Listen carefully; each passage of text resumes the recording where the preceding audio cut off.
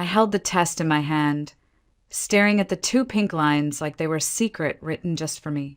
After 3 long years of trying, of hoping, of crying quietly in the bathroom every month, it had finally happened. I was pregnant.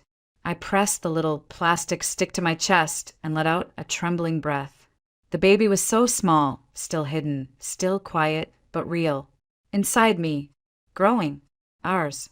In the kitchen, the October sun spilled through the windows, warm and golden, lighting up the table I had spent all morning decorating. My hands moved on instinct now, adjusting silverware, fluffing napkins, checking the roast for the 5th time. Today was my mother-in-law's 60th birthday, and every inch of the house was dressed for celebration. But I had my own secret to celebrate, my own joy humming just beneath the surface of it all. I imagined the moment. Ethan would take my hands, eyes wide with wonder, and spin me around the room. He'd laugh, maybe cry, kiss my stomach, say something ridiculous like, "We need to buy a crib today." We'd talk about names, about painting the guest room, about building a world for someone we hadn't even met yet, but already loved. I heard his voice before I saw him. "Babe, you in here?" "Kitchen," I called, stuffing the test back into my jeans pocket, my voice too bright, too casual. Ethan stepped into the room with that effortless charm that always made me feel like the luckiest woman in the world. His ocean blue shirt made his hazel eyes look almost gold in the sunlight. He kissed my cheek and took in the table with a low whistle. "Wow, my mom's gonna love this." "She deserves it," I said, smoothing the tablecloth unnecessarily. "60's a big deal." He leaned in and whispered, "Not as big as the news you've got for me, apparently." I smiled, almost shy. "Later, when it's just us." He grinned and kissed my forehead. "You're killing me, Anna."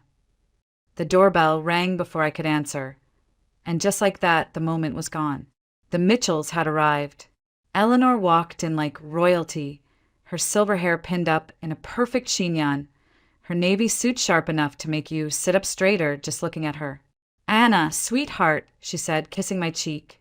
"Everything looks absolutely perfect." "Thank you," I said, offering her a glass of wine. "I hope it's to your liking." She smiled with rare softness. "It's lovely, truly." Frank, my father-in-law, nodded silently and handed over a bouquet of white lilies and a bottle of aged scotch. That was his way of saying, "Well done." The rest of the guests trickled in, Ethan's sister Angela and her husband Mark, their 2 kids already racing through the house, a few of Eleanor's retired teaching colleagues, some neighbors from across the street. The house was full of voices, clinking glasses, the smell of roast pork and garlic potatoes drifting through the air like a memory from childhood. Everyone said the same thing. "Anna, how do you do it? This is incredible. You're amazing." I smiled, said thank you, passed plates, refilled drinks, and all the while I kept touching my stomach like I was silently telling the baby, "You're already loved. You're already here." Ethan played the perfect host. Charming, attentive, hilarious. He told a story about a work trip gone wrong. Something about a hotel mix-up and a man in boxer shorts screaming at the front desk. The room erupted in laughter, even Eleanor. I watched him from the kitchen doorway, my heart full. He looked so alive, so confident, so mine. For a moment, I believed it. All of it. The clink of glasses, the scent of cake frosting, the hum of chatter in the living room. I wanted to freeze it there, to stop time right in that second. Before I found out, before everything I believed about my life shattered. But that came later. For now, I was just Anna Mitchell, wife, hostess, mother-to-be, and I had no idea that within hours, I'd be someone else entirely. It started with something simple. A question from Eleanor over dessert. "Where's Ethan?" she asked, glancing around the crowded living room. "Haven't seen him in a bit." I looked up from the coffee cups I was arranging. I hadn't noticed he was gone. He was just here. Maybe he stepped out for a call. I offered, though my voice felt strangely distant, like I was already somewhere else. Angela chimed in, probably in his study. He still keeps all his work files in there, right?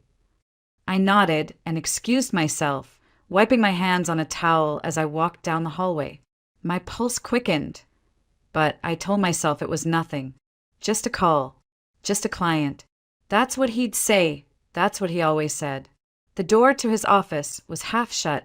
A sliver of warm lamplight spilled across the hallway floor. I reached out to knock, but then stopped. His voice floated through the gap, low and intimate, and nothing like the voice he used with me. I know, I hate it too, he whispered, and I heard a small chuckle, tender and soft. But what do you want me to do? The house is full of people. I didn't breathe. I didn't blink. My hand hovered above the doorknob. I can't just walk out. It's her mother's birthday. That would look bad, even for me. A pause, then a laugh. No, of course she doesn't know. Anna believes everything I say. Like clockwork. My stomach turned. He continued. I'll tell her soon. A few more weeks. Let the party dust settle. Then I'll say we're just not working anymore. That it's no one's fault. That we drifted. You know, the usual soft landing garbage. I staggered back half a step, pressing a hand to my chest. I mean, come on. She still thinks we're going to have a baby, he said, followed by a cruel laugh. Poor thing's probably planning names. The queasy warmth in my belly curdled to ice. She's sweet, he added mockingly, but she's not you. She's soft, predictable. She'll cry, maybe beg, but she'll let go. Eventually. I backed away from the door as if it had burned me. I didn't hear the rest. I didn't want to. The hallway tilted under my feet. My legs turned to liquid. I barely made it to our bedroom before the tears came. Silent, uncontrollable, feral. I clutched the edge of the dresser, gasping like someone drowning above water. Every breath was a betrayal. How long had it been going on? Months? Longer? And Madison, was that her name? The one from the texts? The one in the red dress, the perfume I'd smelled on his coat once and believed when he said it was his co-worker's handshake hug? The dots connected themselves. Too fast, too clear, and suddenly I couldn't unsee them. In the pocket of my jeans, the pregnancy test pressed into my leg. I pulled it out and stared at it. The two pink lines glared back at me like a cruel joke. How was I supposed to tell him now? How could I say, we're going to be parents, to a man who was already planning to leave, to a man who thought I was weak, predictable, disposable? I heard his laughter from down the hallway, heard glasses clinking, the sound of a cake being cut, life moving on, oblivious, while mine was splitting down the middle. I washed my face, bit down hard on the scream building in my throat. I looked at myself in the mirror, a woman trying to hold her shape. Then I smiled, just enough, just wide enough to pass. By the time I returned to the living room, Ethan had reappeared, charming as ever, holding court like nothing had happened. His arm brushed mine as I passed, and he whispered, "You good?" I nodded. I lied, because the truth was, I had never been less okay in my life. That night, after the last guest had left and the dishwasher hummed softly in the kitchen, Ethan kicked off his shoes and dropped onto the couch like a man who had just won something. He loosened his tie and patted the seat next to him. "Come on," he said. "Sit. You've been running around all day." I sat, but only because my legs still hadn't stopped shaking. He smiled at me, the same smile he gave to Eleanor earlier when she complimented the wine. The same smile he used when he was telling his ridiculous hotel story. The smile that used to feel like home. "So," he said, nudging my leg playfully, "what's the big news?" I looked at him, at his familiar face, and felt like I was seeing a stranger wearing a mask I used to love. My hand went instinctively to the pocket where the test had been earlier. I'd taken it out and hidden it under the sink. The proof of my joy, now a secret I didn't know how to share. "I'll tell you tomorrow," I said, managing a soft smile. "I'm exhausted." His brows creased with mild disappointment, but he shrugged. "All right, I'll hold onto the suspense.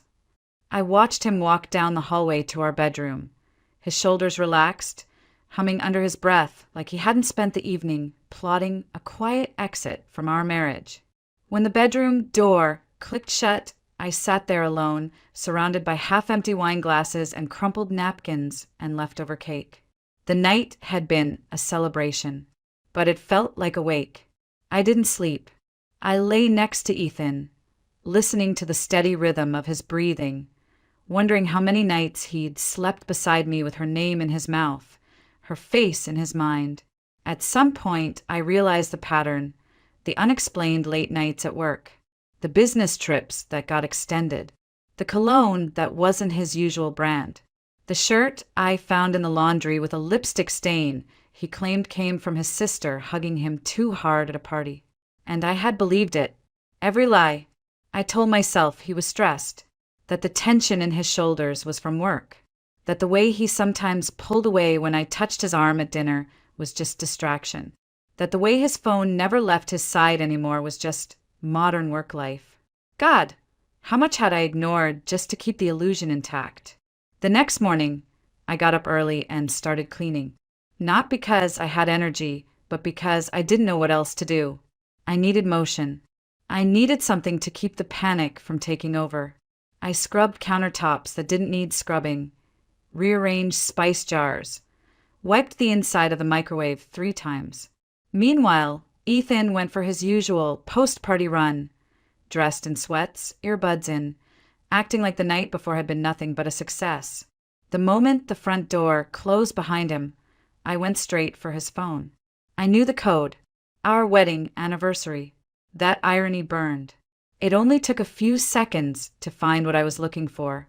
The contact didn't have a name, just a number, but the thread of messages was unmistakable. I missed you all night. I hate pretending. When can we be done with this? And then, she won't see it coming. She still thinks we're solid. Attached were photos. One of them together at some overpriced restaurant I didn't recognize. One of her, Madison, in a red dress, the same one Rachel had described. Another photo taken on our back porch. My back porch. The wind chimes I hung last summer were in the background. I barely made it to the bathroom before the nausea overtook me. This wasn't morning sickness. This was betrayal. I sat on the cold tile floor, forehead against my knees, tears mixing with bile in my throat. I wanted to scream, to break something, to make the pain visible, but I couldn't, because no one else knew yet. To them, I was still the happy wife, the perfect hostess, the lucky woman who had it all. But I knew the truth now, and I couldn't unknow it. I didn't want to call Rachel. I didn't want to hear the sound of her voice, kind and knowing. I didn't want the sympathy, the outrage, the confirmation that what I'd heard, what I'd seen was real. But I also couldn't carry it alone. Not all of it. So I texted her, "Can we meet? Today. It's important." She replied instantly, "Of course. Same place?" At 11 a.m., I sat in the back corner of a little cafe we used to visit every Saturday morning before life got complicated and busy. I held a mug of tea I hadn't touched and tried to think of the right words. How do you even start a sentence like, "My husband is planning to leave me and doesn't know I'm pregnant"? Rachel arrived 5 minutes later, hair pulled into a low bun, denim jacket already slipping off one shoulder as she spotted me. Her eyes widened as she took in my face. "Anna," she said, sliding into the booth. Are you okay?" I shook my head, just once, and then the words came. I told her everything. About the phone call behind the office door, about the messages on his phone, about the photos, about Madison, about the test. I told her I didn't cry during the party, that I smiled and passed cake like everything was fine, that I lay awake next to him all night and stared at the ceiling, wishing I could be someone else, anywhere else, that I hadn't even told him yet, that I didn't know how. Rachel didn't interrupt. She just listened, her eyes growing darker with every sentence, her mouth tightening with quiet fury. When I finally stopped, my throat dry and my hand shaking, she leaned forward and whispered, "That son of a bitch!" It was the first time I'd laughed in days. A short, cracked laugh that made my chest ache. "Why didn't you tell me sooner?" she asked, reaching for my hand. "Or suspect something?" "I don't know," I whispered. Maybe I didn't want to see it. Maybe I didn't believe someone like him would throw it all away. She hesitated, then said quietly, "I saw him once. A few weeks ago. With her. At the mall." I froze. "I didn't tell you," she continued, "because I thought maybe it was innocent. She was pretty. Blonde. He was standing close. They were looking at rings." I didn't breathe. "Jewelry?" I asked. She nodded. She tried one on. He kissed her on the temple. I told myself it was probably work-related, maybe a favor. I didn't want to jump to conclusions. "He was buying her a ring," I said flatly. "He's planning to marry her after he divorces me." Rachel paled. "Anna, I'm so sorry." "It's not your fault," I said. "It's mine. For not asking questions. For ignoring the signs. For trusting him when my gut screamed not to." She squeezed my hand. "Don't say that. Trusting your husband isn't a flaw." "No," I said, looking down at my stomach. "But trusting the wrong man might be." We sat in silence for a long time. Around us, the cafe filled and emptied and filled again. Waitresses refilled mugs. The espresso machine hissed. Someone dropped a spoon. I barely noticed any of it. Finally, Rachel asked, "What are you going to do?" I looked her in the eye. My voice didn't shake this time. "I'm going to see a lawyer." "Good," she said.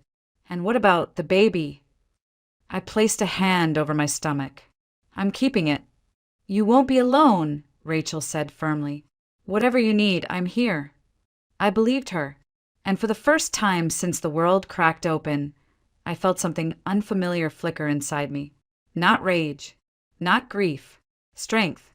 Maybe I didn't need to survive this alone after all. But even if I had to, I could. I spent the afternoon preparing dinner, not because I wanted to cook for Ethan, but because I needed a setting, a stage, somewhere to place the truth and let it speak for itself. I made his favorite, steak with garlic butter, mashed potatoes with roasted rosemary, Caesar salad with fresh Parmesan. I set the table like it was a date night we hadn't had in years. I lit candles. I opened the wine he liked. I even changed into a dress he once said made me look beautiful. Back when I still believed he meant it. At 6:03, the front door opened and his voice called out cheerfully, "Smells amazing in here." I smiled and met him at the door. "I thought we could have a nice dinner." He raised a brow, amused. "What's the occasion?" "No occasion," I said. "Just us." He kissed my cheek and wandered into the dining room, humming as he poured himself a glass of wine. "Wow," he said, looking at the table. "This looks incredible, babe." I sat across from him. "You're welcome." We ate mostly in silence. I let him talk about work, some annoying client, a coworker who never replied to emails on time. He asked me once if I was okay. I smiled and said I was tired. That was all he needed to hear. He never asked again. After dessert, he reached for his wine glass, but I stopped him. "Ethan," I said softly, "we need to talk." He froze, just for a second, then placed his glass back down, fingers tightening around the stem. "About what?" "About us." He leaned back, slightly, his expression guarded. "Okay, what's going on?" I didn't answer right away. I stood, walked to the other side of the table, and sat next to him on the couch. I wanted him close. I wanted to see his eyes when the mask fell. "I know," I said. His brow furrowed. "Know what?" "I know about Madison." His jaw didn't drop. He didn't gasp. Just blinked. Once. Slowly. "What are you talking about?" "I heard your phone call during the party," I continued. "I read the messages. I saw the pictures. You can stop pretending now." A long pause. Then, quietly, "How long have you known?" "Since your mother's birthday," I said. "Happy anniversary." He rubbed his hands over his face, exhaled, and looked down at the floor. I didn't want it to happen like this. But you did want it to happen. He looked up at me, eyes full of something between shame and resignation. Yes. Do you love her? Silence. Then a nod. I swallowed hard. It didn't hurt as much as I thought it would. Maybe because the hurt had already settled in. Maybe because part of me knew all along. And me? I asked, did you ever love me? He looked at me then. Really looked. I did. I still care about you, Anna. But not enough to stay faithful. Not enough to be honest. I was going to tell you, he said. I didn't want to hurt you. I laughed, bitter and cold. Too late. He reached for my hand, but I pulled away. There's more, I said. I'm pregnant. That got him. His head snapped toward me, eyes wide. What? I found out the morning of the party, I said. I was going to tell you, before I found out who you really are. He stood up and began pacing. You're serious? I nodded. He ran both hands through his hair. Oh my God, this changes everything. No, I said. It doesn't. He stopped. Anna, I'm keeping the baby, I said calmly. And I'm filing for divorce tomorrow.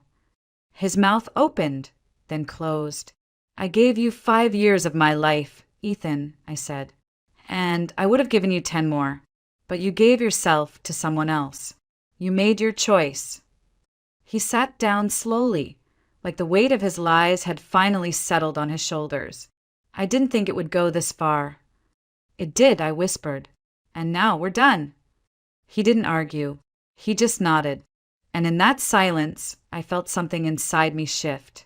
Not break. Not collapse. Strength. Ethan packed a bag that night. Not everything, just the basics. A few shirts, a pair of shoes, his laptop. He said he'd come back for the rest when things were less tense. I didn't argue. I didn't scream. I didn't throw his clothes out the window like a woman in a movie might have. I just stood at the door and watched the man I thought I knew walk away without looking back. When the door clicked shut, the silence that followed felt louder than any argument could have been. I didn't sleep that night either. I sat at the kitchen table with a cup of tea that went cold before I ever took a sip. My hands trembled, but not from fear. From adrenaline. From exhaustion. From the overwhelming need to survive. At 8 a.m. sharp, I walked into the law office of Michael Hargrove, a man Rachel had recommended months ago when her cousin went through a divorce. His office smelled like leather and old books and quiet power. Tell me everything, he said gently, and I did. I told him about the affair, the texts, the photos. I told him I was pregnant, that I wanted to keep the child, that I didn't want a drawn-out courtroom war. But I also wasn't going to be the woman who let her cheating husband walk away clean. He listened, took notes, nodded at the right places. When I finished, he leaned back and said, You're in a strong position, Anna. He stepped out. You have proof. You're carrying his child. The law is on your side. I felt a strange sensation, then a flicker of control. It wasn't much, but it was enough to stand on. After the meeting, I went to the clinic to confirm the pregnancy. 6 weeks. Everything looked normal. The doctor handed me prenatal vitamins and a pamphlet titled, Your Body and Your Baby, First Trimester. I held it in my hands like it was a passport to a country I hadn't meant to visit alone. When she asked if the father knew, I said yes. I did mention he was now an ex-husband in waiting. Next, I stopped by work. My boss, Linda Carlson, was already at her desk, sipping coffee and going through paperwork. I sat across from her and said the words I hadn't rehearsed, but somehow still came out steady. I'm going through a divorce, and I'm pregnant. She blinked, then set her coffee down. Oh, Anna, I'm okay, I said quickly, even though I wasn't. I just thought you should know. I'll keep working as long as I can. I need the income, and I need the distraction. She nodded slowly. You've always been one of the most reliable people here. Take whatever time you need, and when you're ready for maternity leave, we'll figure it out. I wanted to cry at her kindness. Instead, I smiled. Thank you. I came home to a house that felt too quiet. Ethan's shoes were gone from the doorway. His toothbrush no longer sat beside mine. His cologne no longer lingered in the hallway. I walked through each room slowly, like I was meeting them again for the first time. In the guest room, the one we had once said would be the nursery, I ran my fingers along the windowsill and tried to picture a crib, a rocking chair, a new life. Later that night, I FaceTimed my parents. They were shocked. My mother cried. My father's voice shook with restrained anger. But when I told them I was pregnant, something changed. My father sat back, his eyes suddenly soft. My mother wiped her face and whispered, "A baby, you're going to be a mother." "Yes," I said, "on my own." "You won't be alone," she replied. "You have us." And again, like with Rachel, like with Michael, like with Linda, I felt it. Support. Real, steady, grounded support. I didn't know how the next week would look, or the next month, or the next year. But I knew this much. I could breathe. And that was enough for now. 3 weeks after Ethan left, I finally took down the framed photo of us in the hallway. The one where we were standing on a cliff in Big Sur, wind in our hair, sunlight in our eyes, pretending we were invincible. I stared at it for a long time before carefully wrapping it in newspaper and tucking it into a box labeled Old Life. I didn't throw it away. I wasn't there yet, but I didn't need it on the wall anymore. The days became rhythm. I worked. I cooked. I went to appointments. I started a journal, not the kind where you write about your feelings with flowers in the margins, but one where I recorded symptoms, cravings, strange dreams, baby name ideas, and notes to the little life growing inside me. "You're the reason I get up when I don't want to," I wrote one night.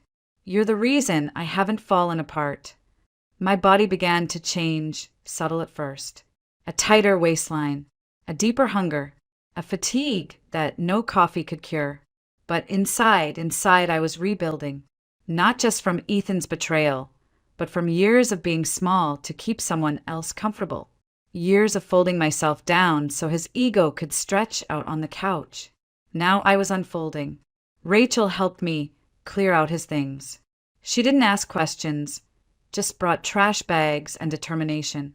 "Do you want to burn this?" she joked, holding up one of his college sweatshirts. I laughed. Tempting. But no. Let's just drop it at Goodwill. Let someone else warm their arms with what I've outgrown. We worked in silence, mostly. Boxed up books.